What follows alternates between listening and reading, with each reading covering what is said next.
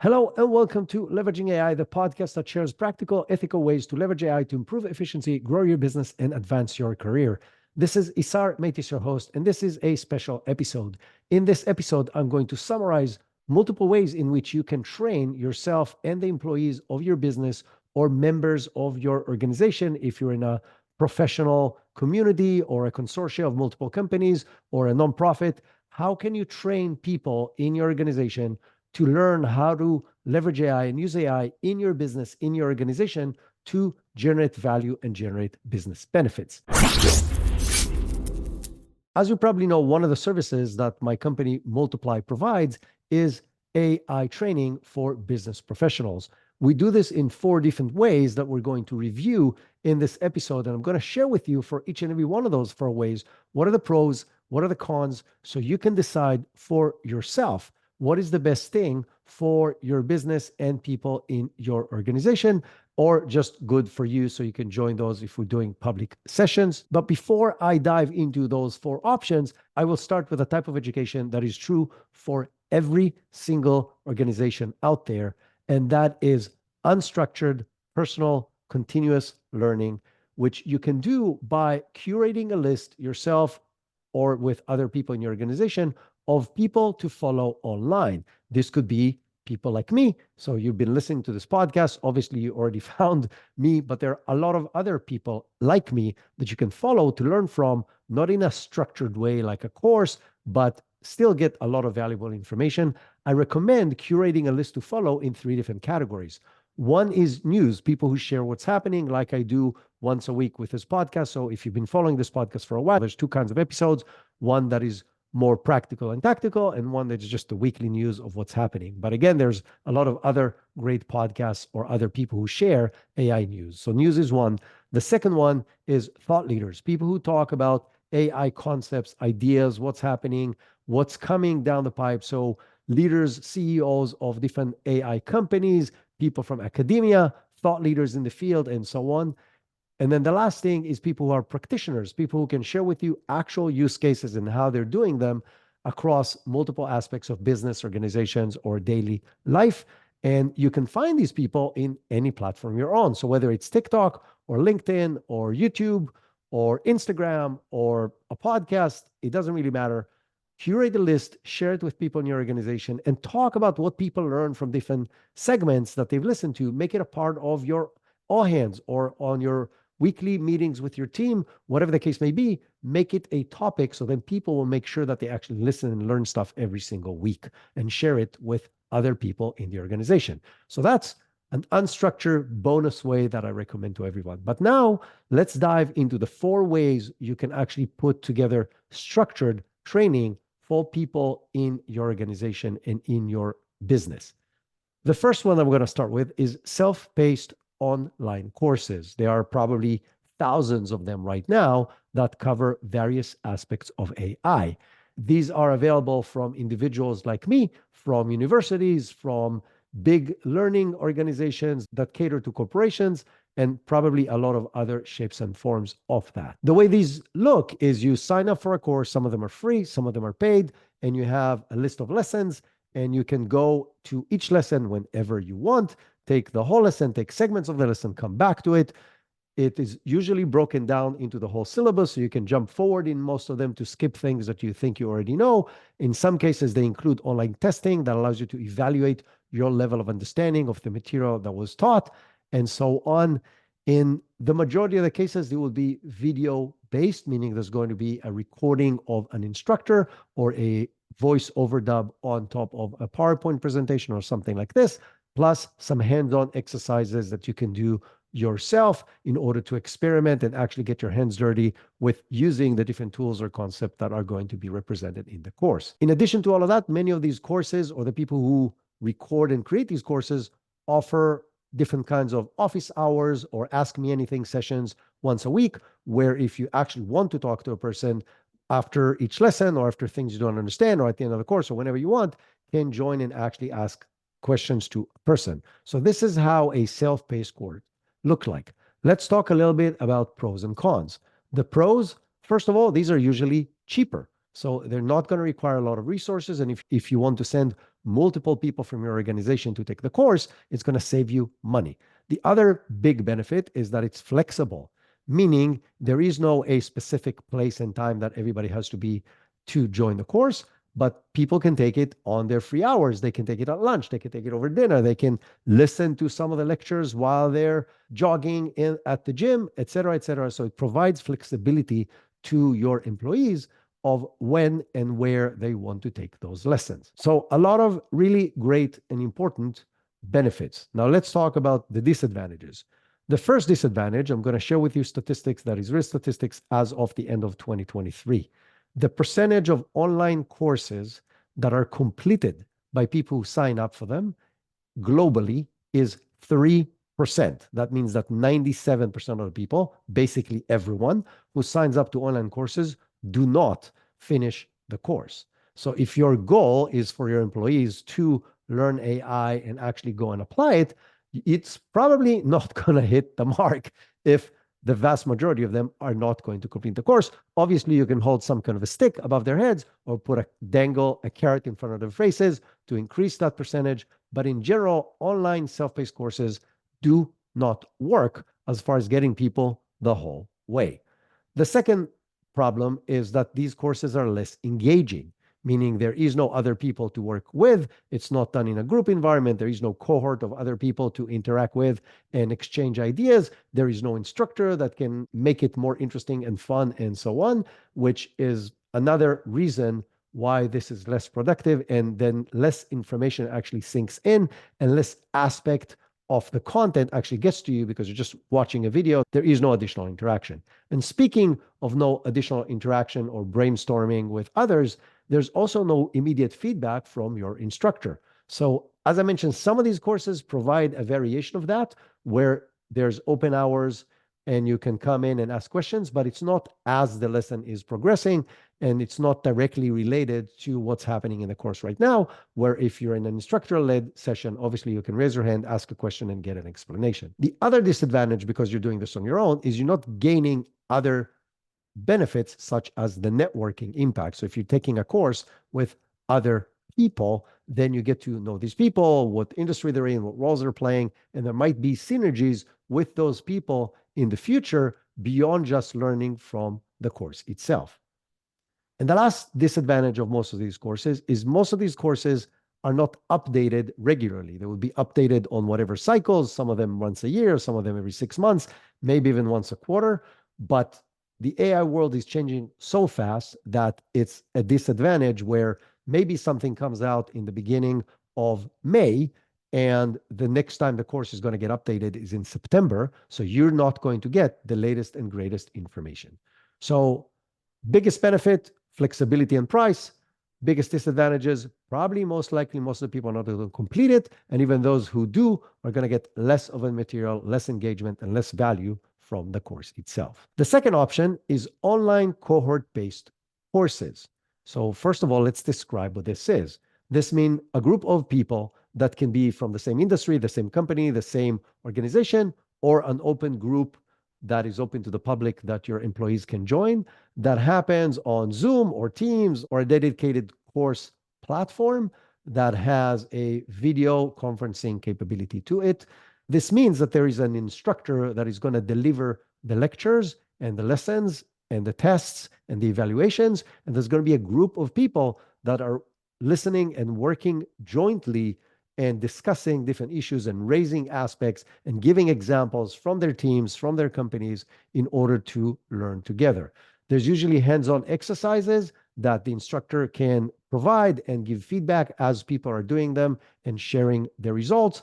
And as people are sharing their results, you can learn from each other and from other people and how they've addressed different problems and how they've solved it with different AI tools, progressing in the same pace and in the same lesson as you. Many of these courses include group work where you are divided into groups and some of the people are working together, which then provides even additional capabilities as far as how the course progresses. And in many cases, it's going to be homework where you can work additionally on your spare time and come back ready either for the next lesson, or some of these courses also provide midweek open hours, open office sessions where you can come and ask questions. Some of these environments, both the self-paced and the cohort-based, provide some kind of a chat interface, whether through Slack or through other platform where you can ask questions ongoing and get answers, not just in the open office sessions. So let's talk pros and cons of cohort-based courses. Let's talk about the pros first. The first thing is it's an instructor-led session. It's a lot more colorful. It's a lot more in-depth than self-paced courses because the instructor will navigate the course to the needs of the specific group based on the questions that are asked, based on the level of participation, based on the level of understanding. And so you're going to get more value by taking this course.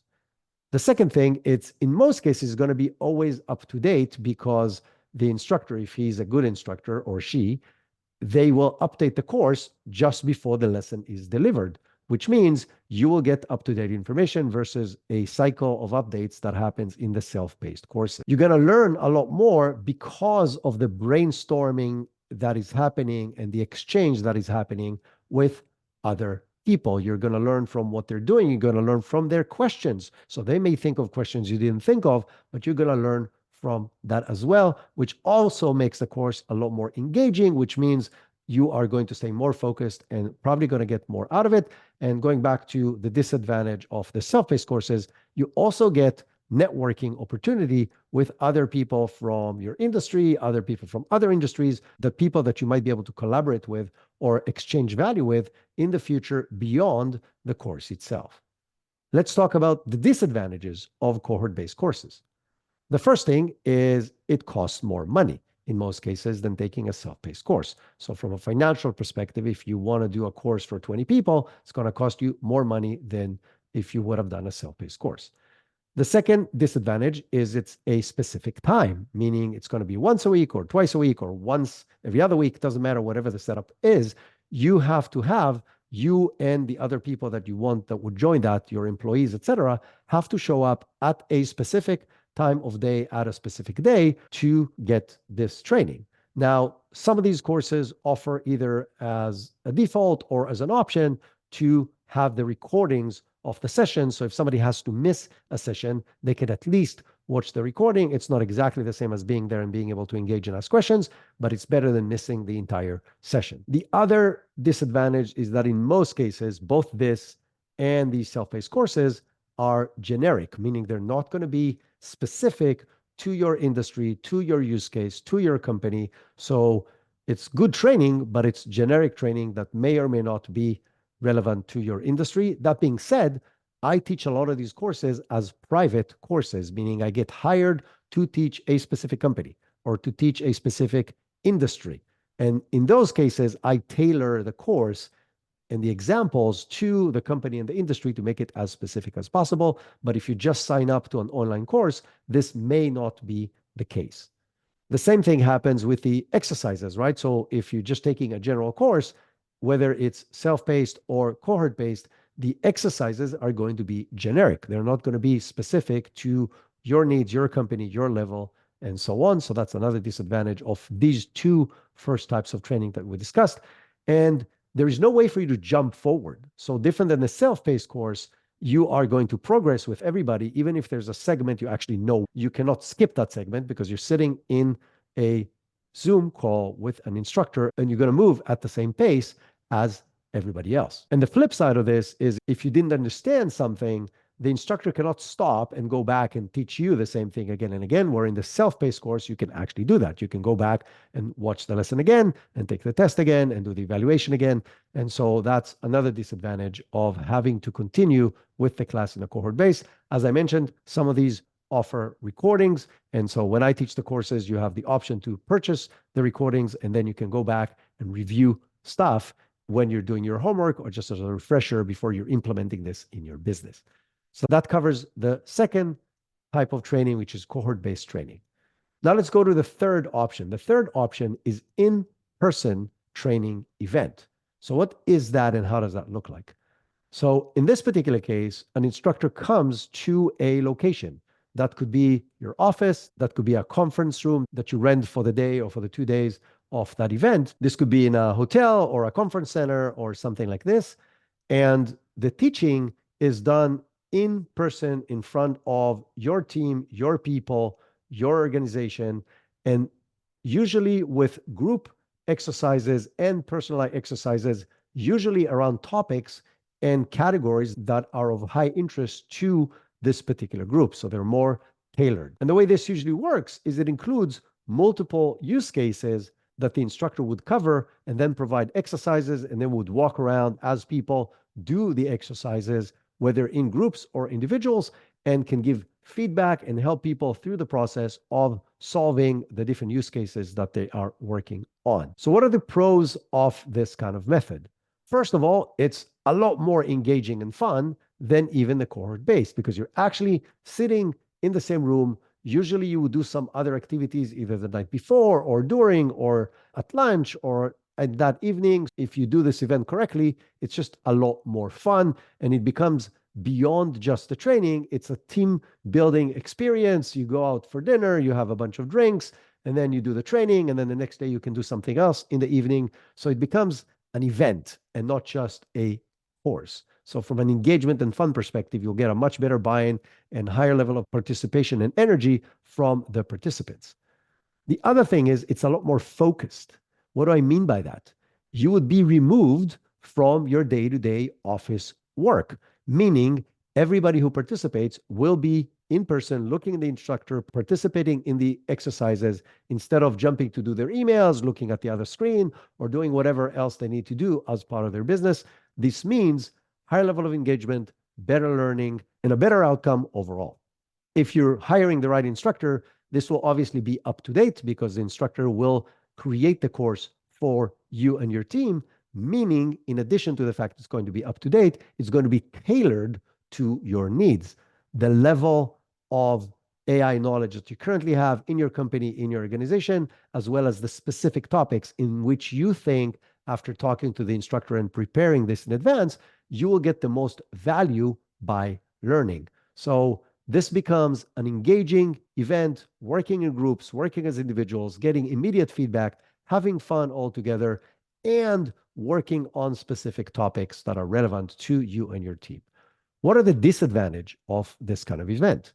One disadvantage is there's logistics involved, and that logistics means overhead, both in means of time and in means of money. You need a room. If you can do it in your office, if you have a big enough conference area, the disadvantage of doing it in your office is obviously that people may drift to do their day-to-day work versus just focusing on that one event. But if you do it in an event space, whether it's on a hotel or a conference center, you will have to pay for that, set it up in advance, catering and so on, everything that comes with it, and maybe even travel if it's not local to where your office is, or if you want to put people from multiple locations all in one place for this effort. By the way, a simple solution for this whole logistical thing that then adds significantly less complexity and overhead is to piggyback on an existing event you're already doing. So let's say there's a conference that you're hosting or a conference that your team is going to, you can just add a day at that location. So everybody's already traveling, the hotel's already booked, the car's already rented, and you can now add one extra day.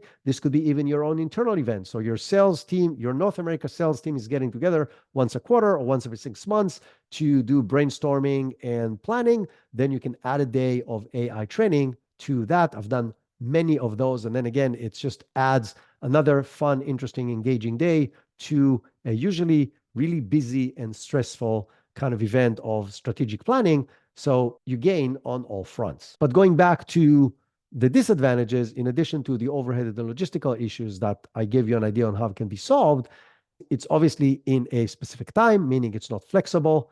And some of the exercises might be still generic because you can't tailor everything all the time to the needs of your specific organization.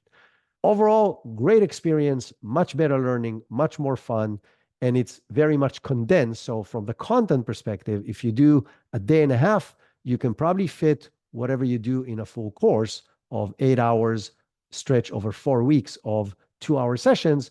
But you can do this face to face all at once in a day and a half and get a lot of knowledge and a lot of experience and a lot of hands-on in a very short amount of time while working with your team that you may not get other opportunities to do.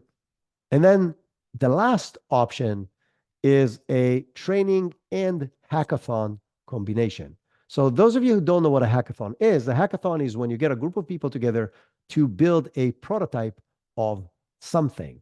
And when it comes to AI implementation, what this means is taking actual company slash organization slash community use cases, things that are going to be valuable and applicable to everybody in that group or most of the people in that group, and actually build a working prototype. So in addition to learning how to use different tools and learning different use cases, you end up with an automation, you end up with a GPT, you end up with a prompt library, you end up with a process that can help you solve a Monday morning problem that is a bottleneck in your business or in your organization at that point.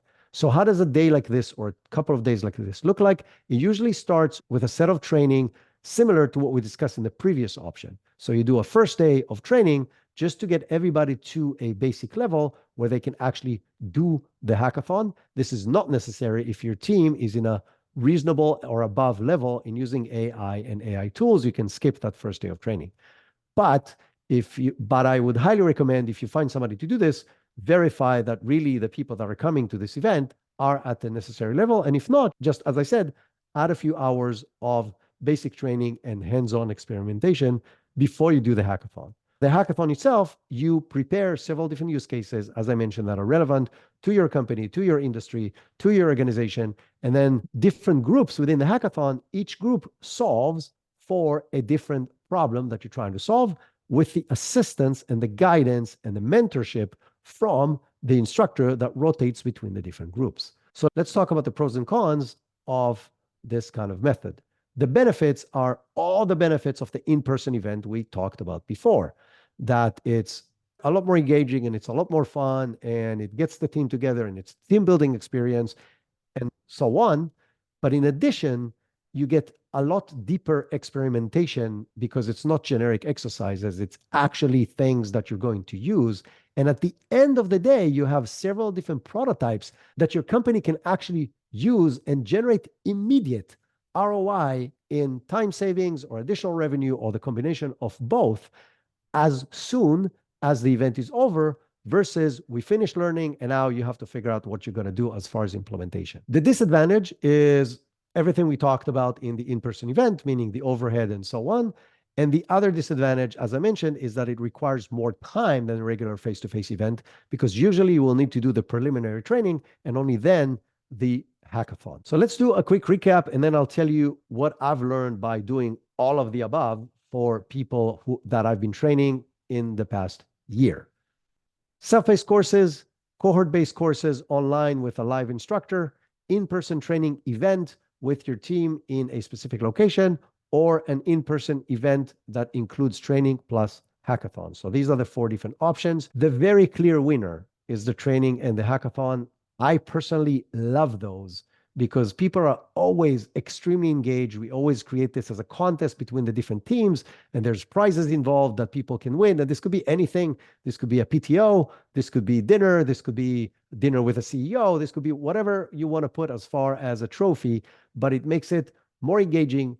And as I mentioned, the biggest benefit is that it's a hands-on experimentation with actual use cases of your actual business or industry or organization with immediate ROI, because the tools that you're going to create can be used by the people who created them and everybody else in the relevant departments immediately after the session is over.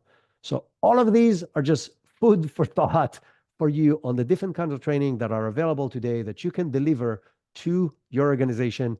If you are interested in something like this for yourself or for your company, please contact me on LinkedIn. No commitment, no string attached. You don't have to pay me anything. I will gladly share with you what does it look like and how to set it up and what are the different options. I've done, as I mentioned, multiple of each and every one of these across multiple industries, different size of organizations and so on. So these can be tailored to various needs. The easiest way to do this is either send me an email at isar@multiply.ai, and multiplied is spelled with an AI in the end instead of Y, or just find me on LinkedIn, ISAR, Meitis, MEITIS. I'm the only Isar Meitis on LinkedIn, so if you found an Isar Meitis on LinkedIn, that's me. And if you're watching this podcast, you'll be able to see I have the same kind of image. My profile image on LinkedIn looks the same as the cover of the podcast, so you can be certain that you're actually talking to me. So the final really important thing that I want to say is, regardless of who you do the training with, and regardless of what type of training you pick, do it. Make sure that your organization is providing AI training for the relevant people, preferably everybody, but then some of it needs to be external and then some of it can be done in-house. But the difference in results between the 80% of companies right now that do very little or nothing with AI to the 10% above that, and definitely to the top 10% and definitely to the top 1% are very dramatic. Like, companies are saving hundreds of hours every single month by using AI versus not using AI. And the way to accelerate that process is with this kind of structured, focused training on the things that your company and your personnel needs. I hope you found this valuable. This is me just sharing what I'm learning, delivering these types of training regularly to multiple people in multiple organizations.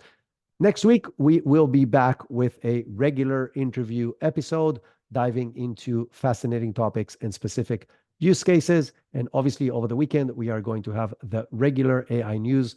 If you find this episode and generally this podcast helpful, I would really appreciate it if you, give us a review on your favorite podcasting platform. So pull up your phone right now, unless you're driving. Don't do that if you're driving. But if you're not driving, put up your phone right now and rate this podcast on your platform. And in addition, there's always a share button. Click on the share button and share it with other people that you think can benefit from it. This could be on your LinkedIn profile, on a WhatsApp message, or however else you communicate with people. But you can help other people learn this really critical topic of AI by sharing this podcast. In addition, I will be really grateful if you do that. And until next time, have an incredible week.